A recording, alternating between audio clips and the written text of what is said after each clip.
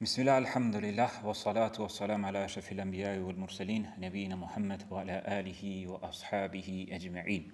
Allahun e falenderojmë, selam dhe salavatet qofshin për më të dashurin ton Muhammedin sallallahu alaihi wasallam, familjen e tij, shokët e tij dhe gjithë ata që e pasojnë atë deri në ditën e gjykimit.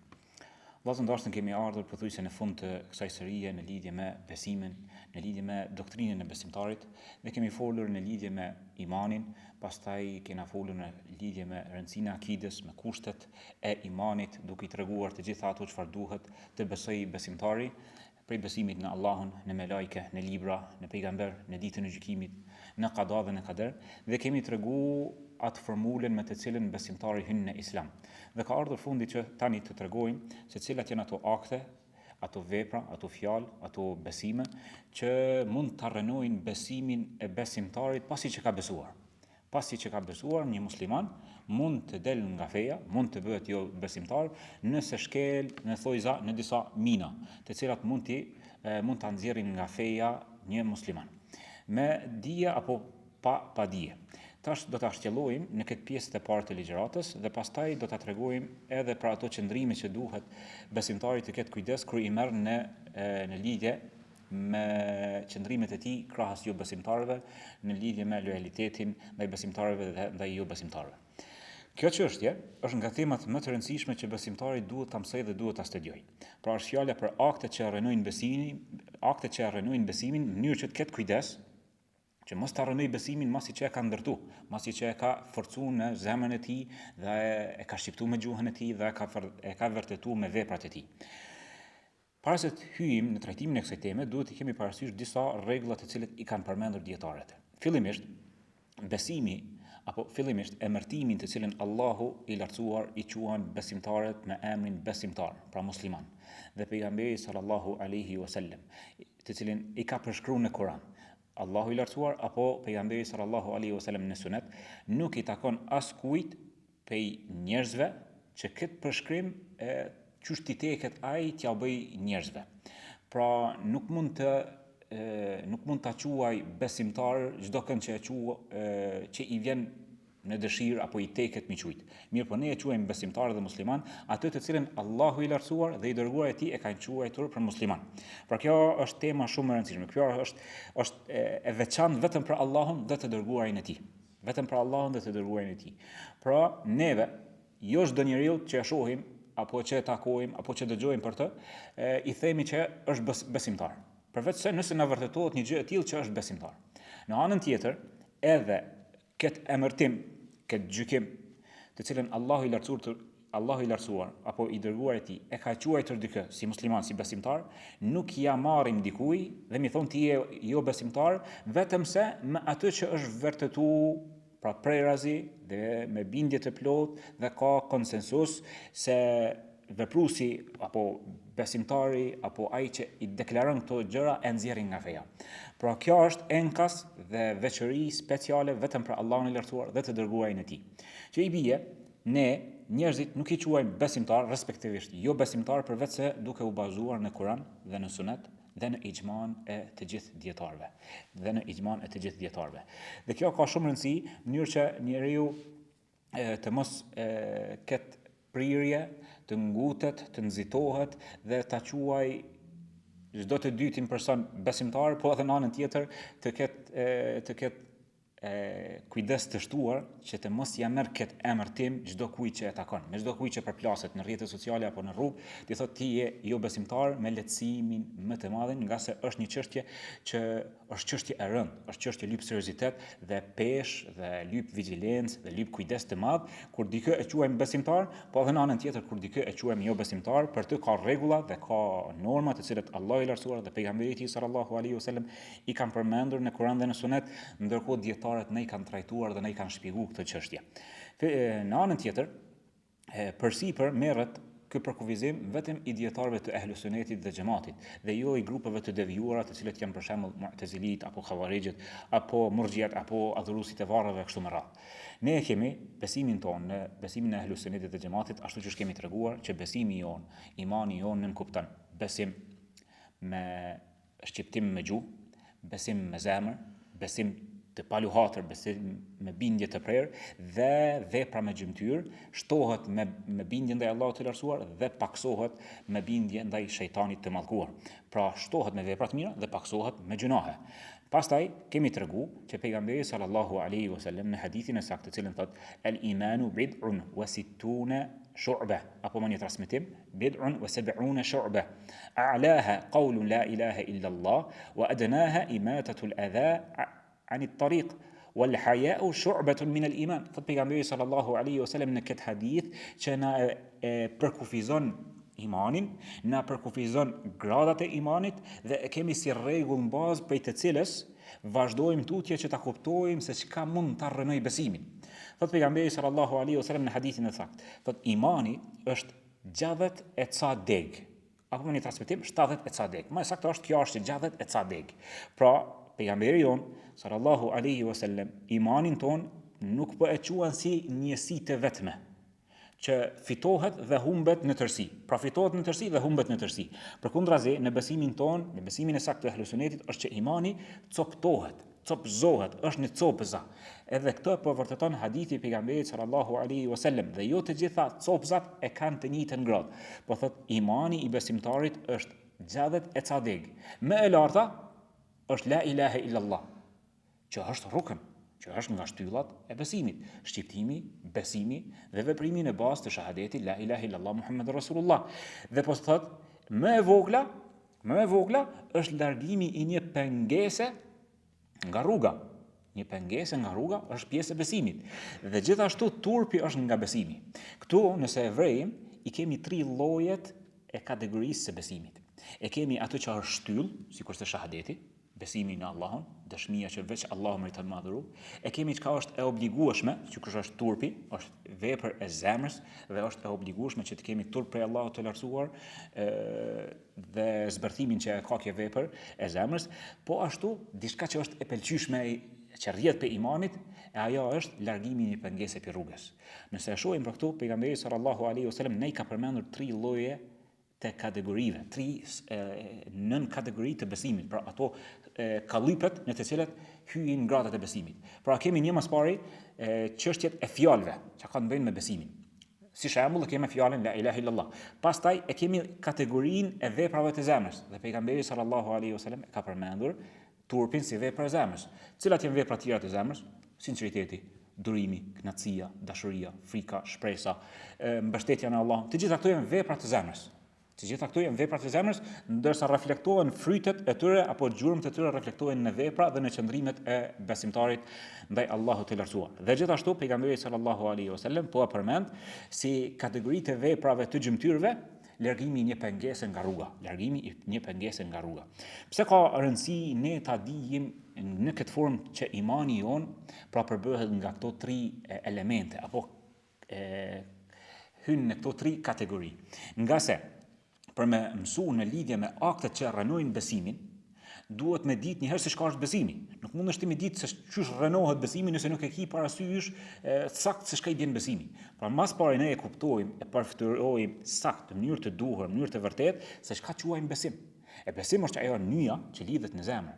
Por ajo nyja, e ndërsa aktet që rënojnë është zgjidhja e kësaj nyje. Pra nuk mund është timi me fol në lidhje me aktet që rënojnë besimin nëse nuk e ki të qartë se çka është besimi. Atëherë kur e ki kur besimtari e ka të saktë apo të qartë se çka janë ato pjesë obliguese, pjesë e detyrueshme të besimit, çka janë pjesë shtyllat e besimit dhe çka janë pjesë e pëlqyeshme të besimit, pastaj edhe aktet që rënojnë besimin i karakterizon, domethënë i kategorizon në këtë formë.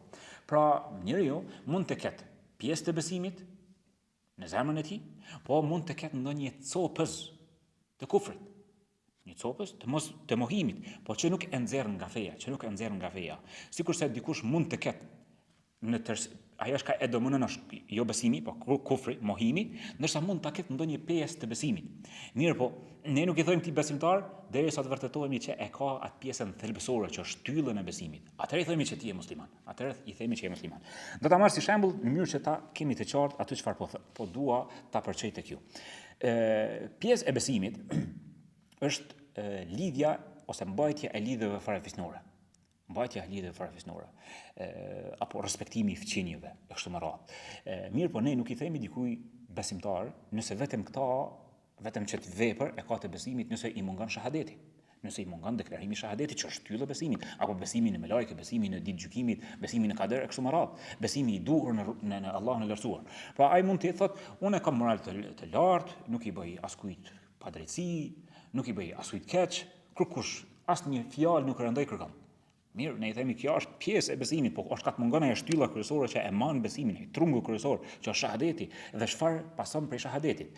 Apo në anën tjetër mund ta ketë pjesë të mohimit, të kufrit, mirë po të mos jetë i dalën nga feja. Për shembull dikush që e mohon prej ardhjen, është pjesë e mohimit, apo dikush që e vajton për të vdekrin. Në gjuhën e shariatit apo në fe njihet si shu'b el kufr, domethënë si degza, si copëza të kufrit, vajtimi i të vdekrit e kështu me radhë, pra si përmbyllje e kësaj parahyrje në këtë temë, duhet ta kena parasysh që emërtimin për besimtar dhe jo besimtar i takon Allahut të lartësuar dhe pejgamberit i tij sallallahu alaihi wasallam, i cili është kumtues i asaj çfarë Allahu i lartësuar e ka obliguar në kuptimin e shpalljes.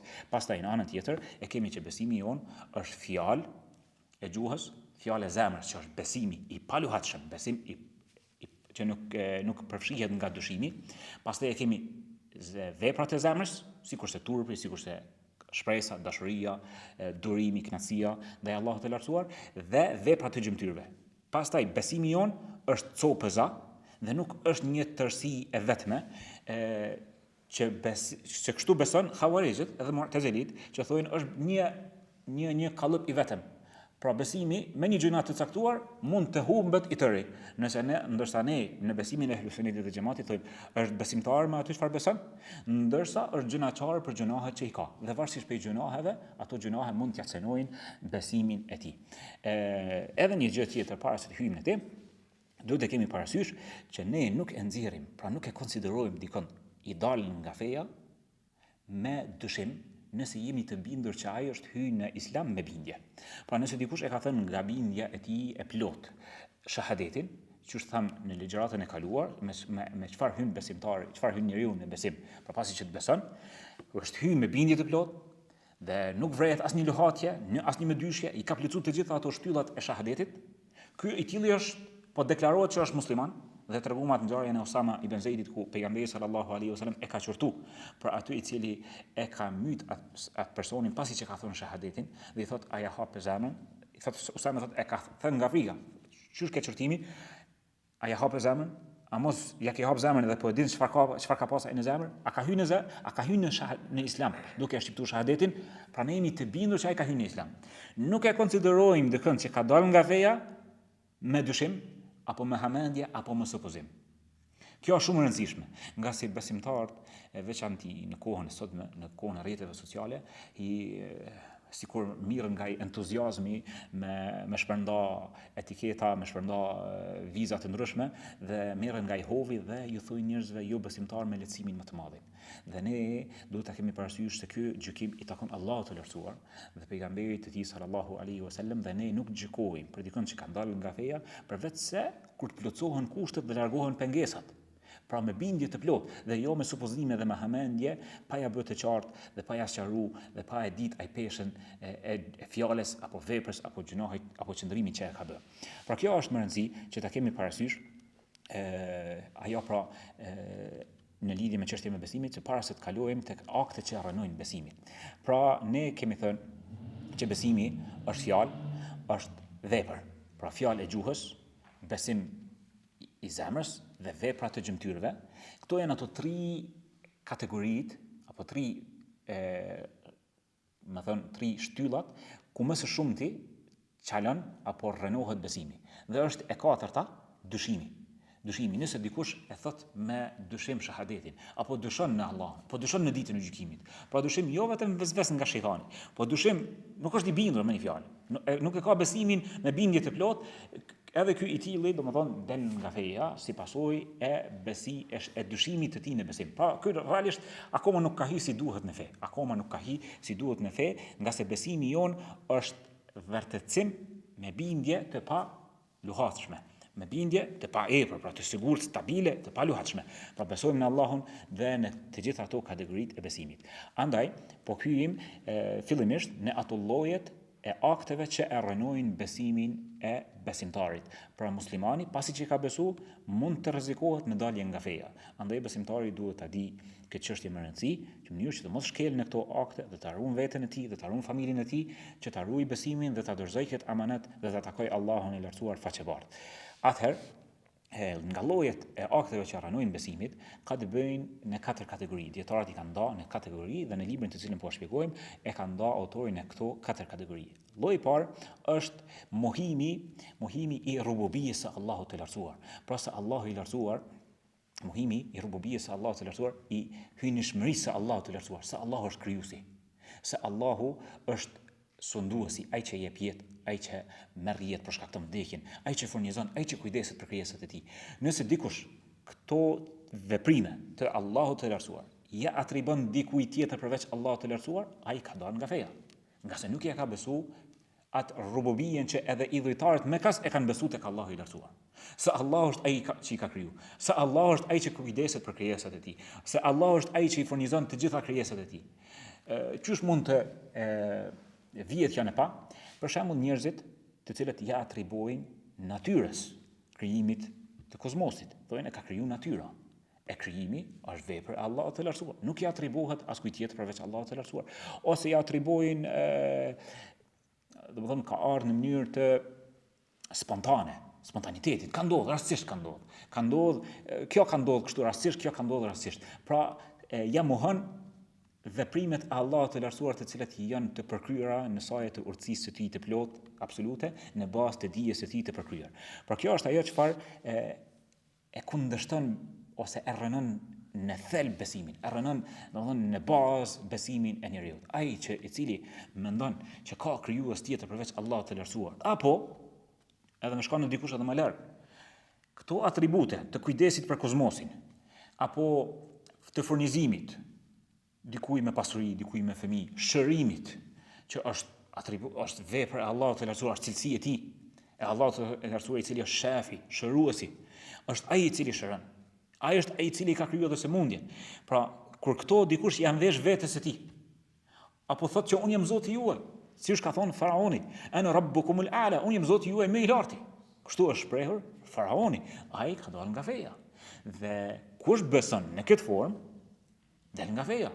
Se e ka rënu besimin në thelb, e ka rënu besimin e tij në rububien e Allahut të lartësuar, në hynëshmërinë, se vetëm Allahu i lartësuar është ai i cili krijon, ai që jep jetë, ai që jep vdekje, ai që shëron, ai që furnizon, ai që i drejton çështjet, edhe që organizon çështjet e kozmosit dhe të gjitha krijesave të tij.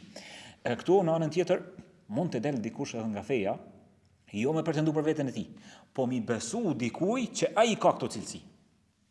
Mund të ndodhë dikush prej njerëzve të shkret, i cili han pen flan, ka nevojë për shërbim nga krijesat e tjera, me pas pretendime që ai ka gisht në drejtimin e çështjeve të njerëzve. Dhe këto e kemi në qytetin tonë. Fatkeqësisht ka njerëz të cilët mendojnë që kanë fuqi mbi natyrore, shëruese apo bereqetit apo kështu me radhë. Tash problemi është që le që kë nëse mendon për veten e tij del nga feja, po edhe ata që i besojnë të tillit me këto cilësi që e marrin qytetin, apo që ata japin leje kush me lind dhe kush me vdek, edhe ata që i besojnë këtyre dalin nga feja. Pse? Se e kanë rrënuar besimin e tyre në thelb. Cili është ai thelbi? Në rububien e Allahut të lartësuar. Pastaj çështje tjetër, kjo e para, kategoria e dytë e rrënimit e akteve që rrënojnë besimin, është cenimi i besimit në atë çfarë ka të bëjë me Allahun e lartësuar në lidhje me emrat dhe cilësitë e tij të larta. Dhe kjo ka të bëjë në pohimin dhe mohimin. Qysh? Se pari mund dikush ti mohoj se Allahu i lartësuar di çdo gjë. Mund të mohu cilësinë e Allahut të ditërisë, apo mund të mohoj se Allahu i lartësuar i mban të gjitha krijesat e tij dhe s'ka nevojë për askën për krijesave të tij. Mohimi i këtyre cilësive e nxjerr njeriu nga feja. Apo mund të mohoj dëgjimin e Allahut të lartësuar, shikimin e Allahut të lartësuar, apo të folurit e Allahut të lartësuar, apo mëshirën, apo sundimin, apo madhështinë e Allahut të lartësuar. Kush e mohon? Kush i mohon cilësitë e Allahut të lartësuar? Pra jo si pasojë e ndonjë interpretimi apo keq kuptimi të tij, po e mohon me bindje të plotë dhe thotë që Allahu i lartësuar nuk dëgjon apo dija e tij është e mangët, ai del nga feja. Pse? Se Allahu i lartësuar në Kur'an ja ka atribu emrat e tij që janë të përsosur dhe cilësitë e tij janë më të larta. Walillahi al-asma'ul husna fad'uhu biha. Allahu të lartësuar i takojnë emrat më të bukur, më të përsosur, andaj lutë Allahun e lartësuar përmes tyre. Lutë Allahun e lartësuar përmes tyre. Te çështja e emrave dhe cilësive ka të bëjë edhe një çështje tjetër. Nëse dikush ja pohon Allahu të lartësuar atë çfarë Allahu i lartësuar ka mohuar për veten e tij. Kush ose cili është shembulli? Allahu i lartësuar e ka mohu që ka fëmijë. E ka mohu që ka bashorte, e ka mohu që ka nevojë dikë për krijesave të tij. Ndërkohë njerëzit ja pohojnë atë çfarë Allahu i lartësuar e ka mohu për veten e tij. Allahu i lartësuar ka mohu me pas nevojë për krijesat e tij, ndërkohë që njerëzit ja pohojnë nevojën e tij për ushqim, për pije, apo për pushim, apo për krijesat e tij. Gjitha këto e cenojnë besimin, apo domethënë e rënojnë janë këto akte, këto fjalë apo vepra apo besime që e rënojnë besimin e besimtarit dhe e nxjerrin nga veja. Pra te kategoria e parë duhet me pas kujdes, nuk ka të bëjë çështja vetëm me besim. Dikush thot po ne besoj vetëm në Allahun, po nëse ti i drejtohesh dikujt me vepra edhe e madhron më shumë se sa që duhet mu madhru Allahu i lartësuar, mja pas frikën. Frikë, do më thonë që i duhet mju pas vetëm Allahu të lartësuar, jo frikë e natyrshme, sikur se mund të friksohet dikush nga edgërsira të kështu me radhë, apo i përkulet, apo i bjen në sejdë. Pra, ky besim mund të rënohet nga fjalët, nga besimi dhe nga veprat. Po dikush mund të thonë shahadetin, po në anën tjetër e fsheh kufrin, apo në anën tjetër mund të thotë shahadetin, po diku i bjen në sejdë, shkon thirr kurban, i përkulet në ruku e kështu me radhë, këto tregojnë që nuk e madhron Allahun e lartësuar. Këto tregojnë që besimi i tij nuk ka zënë vend si duhet, nuk e njeh Allahun e lartësuar si duhet në robëbien e tij, edhe në emrat dhe cilësitë e tij. E pastaj dalim te kategoria e tretë, që vjen si pasojë e mosnjohjes së Allahut të lartësuar në robëbien e tij. Si pasojë e mosnjohjes së Allahut të lartësuar përmes emrave dhe cilësive të tij. Atëherë kategoria e tretë është kushtimi i adhurimeve, çfarë do qofshin ato adhurime, dikujt tjetër përveç Allahut të lartësuar, apo Allahut të lartësuar edhe dikujt tjetër përveç Allahut të lartësuar. Apo në anën tjetër, mos minjoft meritën e vetme të Allahut të lartësuar për madhuru. Kjo është kategoria e tretë që e cenon besimin e besimtarit, pra akteve që e rënojnë besimin janë ato adhurime që i kushtohen dikujt tjetër përveç Allahut të lartësuar, e që duhet me ju kushtu vetëm Allahut të lartësuar, janë enkas dhe speciale veç për Allahun e lartësuar. Sikurse mund t'i përmendim namazin, zakatin, agjërimin, haxhin, tawafin, sejdën, rukun, lutjen, ngritjen e durve, therrjen e qurbanit, betimin. Të gjitha këto duhet më kushtu vetëm Allahut të lartësuar, nga se janë adhurime fillim me krye. Allahu i lartësuar na ka obliguar me to, dhe këtu zaten vijmë në pa sprova e njerëzve. Ku është? Wa ma khalaqtul jinna wal insa illa liya'budun. Nuk i kam krijuar njerëzit dhe xhenet përveç se me madhuru. Me fjalë tjera, Allahu i lartësuar i ka krijuar xhenet dhe njerëzit vetëm për me adhuru atë. Këtu është sprova e njerëzve. Këtu është sprova e krijesave se apo adhurojnë Allahun e lartësuar, apo po adhurojnë bashkë me Allahun e lartësuar dhe dikën tjetër, apo po adhurojnë dikën tjetër në vend të Allahut të lartësuar. Madje ajo që është më paradoksale për kohën tonë është që idhujtarët Mekas, për të cilët ka zbritur Kurani, për të cilët është dërguar pejgamberi sallallahu alaihi wasallam, e kanë njohur Allahun e lartësuar që është krijuesi, që është sunduesi, është ai që jep jetën, që sjell vdekjen, është ai që në dorën e tij është domi dhe dobia. Allahu i lartësuar përmend në Kur'an: "Wa la in sa'altahum man khalaqahum la yaqulunna Allah." Nëse i pyeti ata kush i ka krijuar ata, kanë thonë Allahu i lartësuar. "Wa la in sa'altahum man khalaqa as-samawati wal arda la yaqulanna khalaqahunna al-aziz al-alim." Al-aziz al-alim. Nëse i pyeti kush i ka krijuar qiellin dhe tokën, kanë më të përgjigj. I ka krijuar, i gjithfuqishmi, i gjithdituri. Po ku është problemi aty? Problemi aty nuk ka që besimi i paluhatshëm se vetëm Allahu i lartësuar, i cili i ka krijuar qiellin dhe tokën, i ka krijuar edhe ata, meriton madhuru. Qëtu është ai akti që e ka rënë besimin e tyre, e ka rënë domethënë i ka nxjerrë nga feja dhe nuk janë hyrë në Islam përderisa nuk e kanë besu edhe këtë pjesën e tretë. Pra besimtari në kategorinë e tretë, çfarë duhet të ketë kujdes është që pasi që e ka të qartë pra besimin në veprat e Allahut të lartësuar, se Allah është krijuesi, është sunduesi, është drejtuesi i çështjeve, se Allahu i lartësuar i ka emrat e bukur dhe cilësitë e tij të larta, duhet ta ketë parasysh se vetëm Allahu i lartësuar meriton madhëru. Nuk ka mundësi, Zoti thot Sanani thot çështja e atyre të cilët nuk e kanë veçuar Allahun e lartësuar, nuk e kanë veçuar, nuk e kanë njëjësu, si ja kanë dhënë këtë të veçantë, këtë status të veçantë, se vetëm Allahu i lartësuar është ai që krijon, që vetëm Allahu i lartësuar është ai që i drejton çështjet, dobia është në dorën e tij, pra rububia e tij. Dhe esma wa sifat, emra dhe cilësitë e tij, pastaj kanë çalu thot në derën e adhurimit. Në derën e adhurimit dhe janë shku dhe ja kanë kushtuar adhurimet dikujt tjetër përveç Allahut të lartësuar. Këtu në këtë çështje besimtari mund ta rënojë besimin e tij në këtë vijim.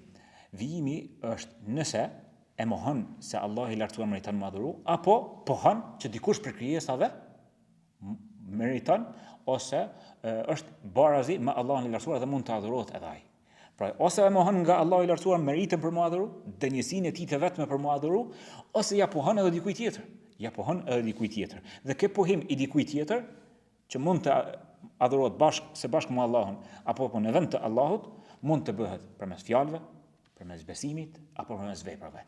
E këto besime, për shembull, është më kërku ndihmë prej tyre, ndihmë që i kërkohet vetëm Allahut të lartësuar. Më kërku ndihmë prej tyre apo më mbështet tek ata se që mbështetja duhet të bëhet vetëm tek Allahu i lartësuar, apo të shpresohet prej tyre ajo çfarë shpresohet vetëm prej Allahut të lartësuar.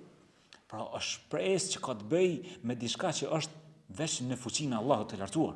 Pra i friksohesh Allahut të lartësuar nga se e din që domi dhe dobia është vetëm në Allahun e lartësuar. Andaj edhe nuk i friksohesh besimtari, andaj është me besimin është matrimi. Është ma guximtari, është ai i cili e plotson më së shumti edhe besimin e tij, e një Allahun më së shumti dhe mbështetet tek ai.